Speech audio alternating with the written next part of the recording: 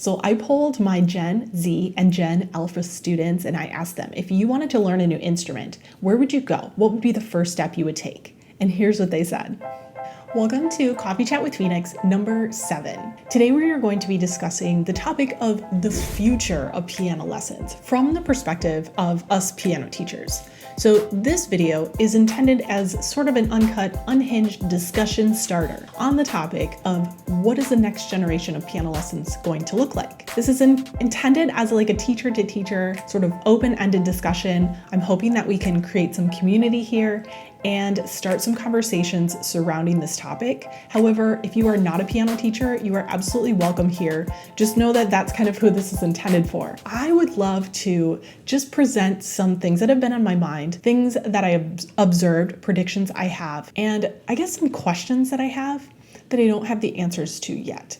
I'm not ready to do like a topic, actual polished video about the future of piano lessons yet, because I don't know if you've noticed, but if you put a video out there on YouTube, people expect you to have the answers. And if you present problems without solutions or questions without answers, they will come at you in the comments. So we're not ready for that yet. I don't have enough clarity yet to like present on this topic, but these things have been on my mind and I think there's something there and I just need some clarity. So I'm hoping that you can help me, and maybe these are things that you observed or thought about lately as well. So grab a refreshing or cozy beverage of your choosing and let's chat. So let me just throw this statement out there and see what you think about it. The era of finding a local expert is over. What do I mean by this? Well, long ago, in ancient times, there were apprenticeships. And so you sort of inherited whatever trade your father or mother had, and that's what you did. It was your lifetime dedication.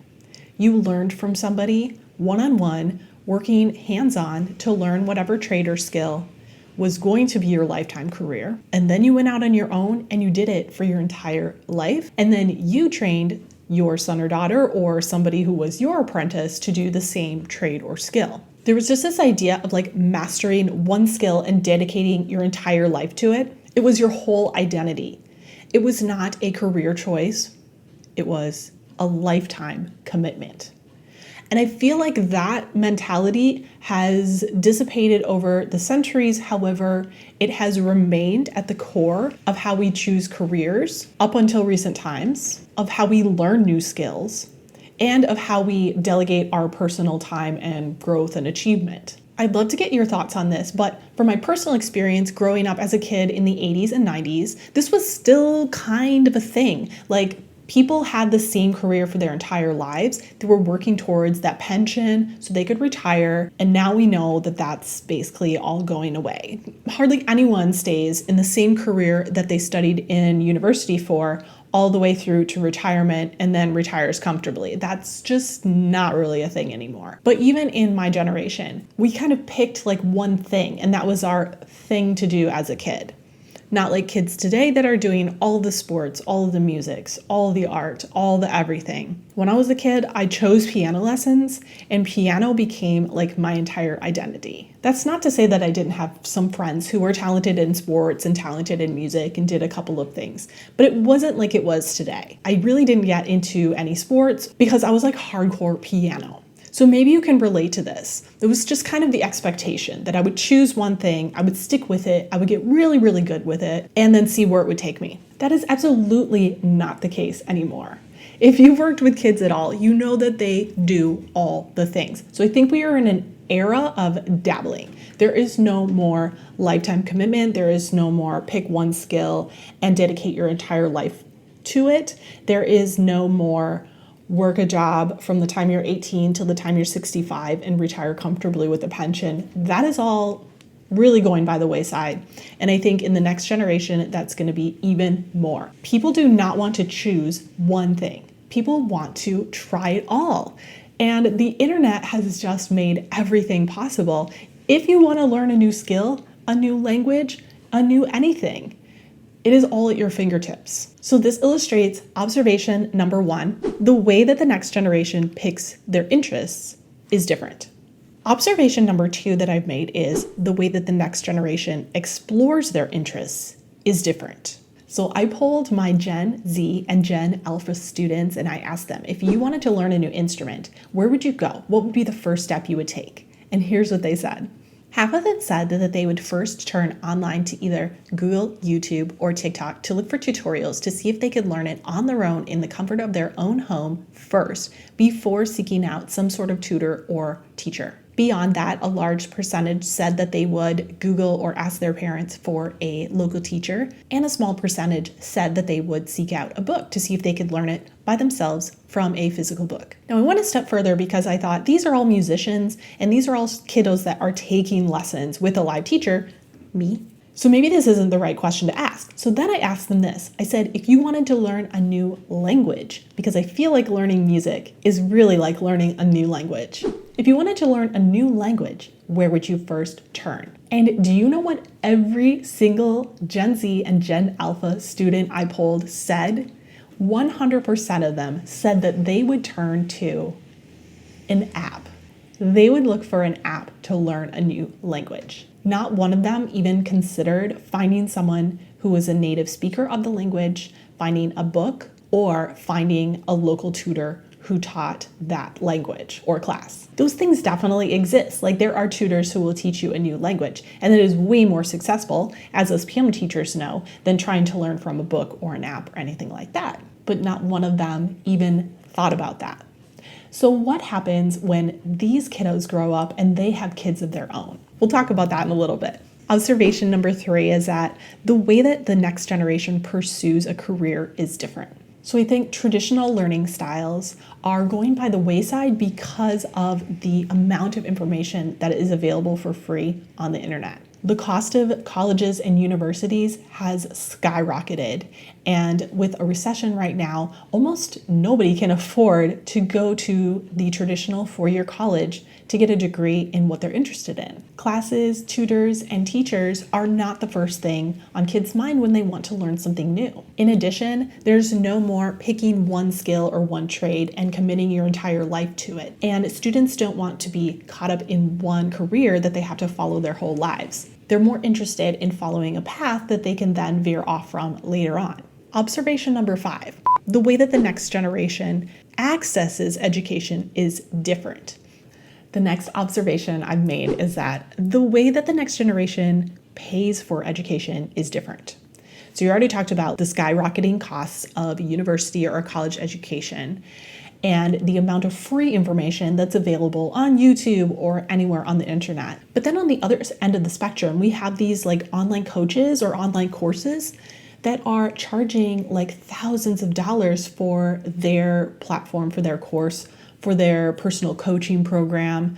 So it's like you can go on social media, you can search up a topic you want to learn, and if a creator grabs your attention and you know them, you like them, you trust them, then you might take a big leap, and instead of paying nothing for the education you've gotten, the information you've gotten, then all of a sudden you have to pay, $2,995 for their complete coaching program or whatever.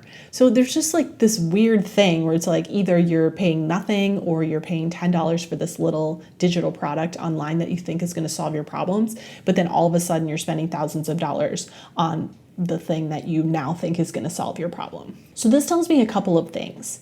It tells me that people are initially looking for free, but eventually ready to spend pretty big bucks to solve a problem. So I think if piano teachers can pivot from our traditional lesson tuition style to something where we're offering like a packaged up, beautiful solution to a problem that our students are having, then we might be able to have more success in the future, just as somebody like marketing their services. 2 more observations to go. First, the way that the next generation absorbs information is different, and I think we all know this. Attention spans are shorter. However, if you have kids, I'm sure you know that they can sit in front of the screen for 8 hours a day if you let them. And so the attention is just different. I know that a lot of us old timers like to say, kids don't have any attention span anymore. They can only pay attention for 5 seconds. And in a way that's true. But at the same time, they're able to devote their attention to a video game for 6 hours straight without getting up to eat anything, right? So the attention is just different. And if we can somehow hack that in the next generation, then I think we will actually find great success with these kids learning piano as they grow up and have kids of their own. And the last observation that I've made recently is the way that the next generation assesses success is different. People are not willing to dedicate 10 years of their life. They don't want their education to take up that much of their life. They're looking for instant results, and then that stair step will lead them to the next stair step, will lead them to the next stair step. So I think that the commitment to piano lessons will still potentially be there, but it's going to have to look a little bit different. Again, I think it's going to have to be packaged different. All right, so where does this leave us? Well, I have some predictions about the future. Maybe I'm way off here, but maybe you've been thinking some of these same things, so I'm just going to throw these out here and see what you think. But first, I'm going to take a sip of my delicious coffee. Prediction number 1, piano teachers will need a more welcoming entrance into piano. Piano is not going to sell itself as an identity, as a weekly commitment for 10 years of your life. It's no longer going to be the norm when you're 5 or 6 or 7, you sign up for piano lessons, you take them until you graduate high school. So I think piano teachers are absolutely still going to have students that want to learn the piano, but their welcome mat is going to have to look a little bit different. Prediction number 2, piano teachers will need to make room for dabblers. Let me tell you a story about back in the day when I used to schedule all the piano lessons for a music store. So there were 22 piano teachers. And one day I got a call from a parent and she said, "My daughter's piano teacher fired her." I was like, "What?" She said she wasn't practicing and didn't care about it enough. And she said, "We're no longer welcome there." I said, "Well, that is not how we do things at this store, and I am the only one that gets to either welcome a student or say goodbye to a student in this establishment, and that teacher should not have done that." But it does point to a certain brand of piano teacher that has a level of expectation and a one-path strategy to learning the piano. Maybe you had one of these teachers when you were a kid. It's like, you will do this book and then that book and then that book. You will practice this much on these days. If you cannot accomplish that, you are out. I don't do that. Do you do that? That's dead. I think that's dead. I mean, there's always going to be a place for it. There's always going to be like that academy style piano lessons. And there's always going to be people who remember their grandparents and their parents taking lessons or whatever. And so that's still going to exist, but it's already dying. And I don't think that that's the approach to take if you're a new piano teacher. Would you agree with me? Okay, prediction number 3. Piano teachers will need to be entrepreneurs. Now, a lot of us already are, but I just think that this is going to become more and more like piano teaching is going to be more of a service, and we're going to have to kind of learn more about like the digital marketing world and that sort of thing. So let me know your thoughts on that, but that's just generally what I'm thinking about that one. Prediction number 4, piano teachers will need to niche down. So niche is your specific audience, who you're targeting. So I'm picturing, instead of piano teachers just being like, you're the local piano teacher, you're one of a dozen, but you're in such high demand, piano lessons are in such high demand that it doesn't matter. You don't need a niche. All you have to say is, I'm a piano teacher, and you have people, knocking on your door trying to get lessons. I think that's going to be less and less in the future. And piano teachers are instead going to be like, well, I specialize in jazz comping. And if you want to learn jazz comping, you come to me. You don't go to anyone else. I'm the person. Or I teach this specific style of hymn playing. Or I teach composition in an impressionistic style, whatever it is. But I think that that's going to become more and more of a thing, because on the internet, in order to stand out in a crowd of billions, it's already a thing in other marketing streams. And I think piano teachers are going to have to do that too. Prediction number 5, piano teachers will need to teach more than piano skills. I think that we are going to have to niche down when it comes to what we offer. But then within that, I don't think we're going to be able to just sit at the piano and teach music on the keys. I think it's going to have to involve more than that, but I think that's a good thing. That's all I'm going to say about that for now. Prediction number 6, piano teachers will need to raise self-sufficient musicians. We cannot necessarily expect someone to make a lifetime commitment of weekly piano lessons, as was the norm in past generations. We know that students are going to come and go a little bit more, as we know that they are more dabblers in the next generation. They like to experience more things in life, and they're not going to be satisfied just doing one thing. They're going to be busier. The list goes on and on. And so we're going to have to be okay with A, like I said before, welcoming dabblers, and B, we're going to have to be okay with sort of teaching those skills that are going to let them go. Have you ever had a piano teacher who just like didn't even teach you how to practice or anything? It was like they kept you coming back to them because you didn't know anything that they didn't tell you, or like there's like teachers that like write in every note name on the music or whatever. I don't get it. But anyways, that's not going to work anymore, right? Because we need to give them tools to like run with it in whatever direction they want to. Otherwise, we're just going to lose them altogether. Prediction number 7. Piano teachers will need to be digitally savvy. I know that we all are working on that, even us old folks, but like to the extreme, we are going to have to totally go digital in many, many ways, right? We're going to have apps on our side and software programs, and that's just going to become more of the language. And we're going to have to learn to speak the language, like electronic music in general and all of that sort of thing, if we want to keep up with what the kids want to play, what they want to create. My 8th prediction is that piano teachers will need to offer a variety of recital options. Again, I don't think we can have the strict one path way.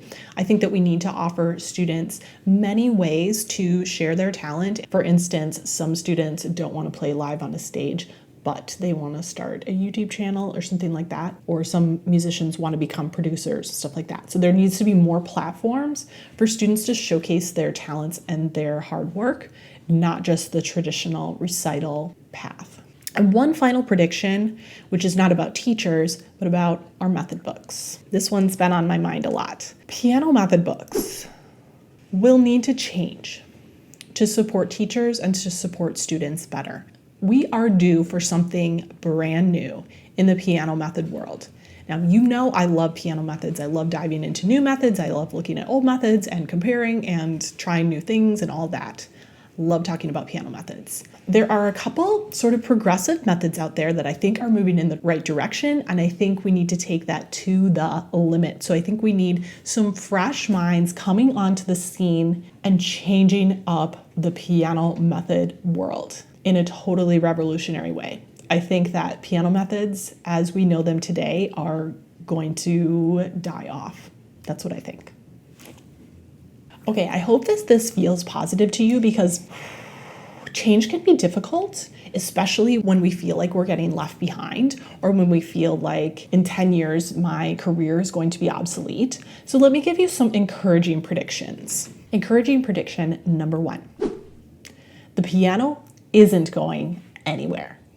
The piano is as popular and as widely searched on Google and YouTube as it ever was. People love the piano. Everyone wants to play the piano, and that's not changing. So be encouraged. The piano is alive and well.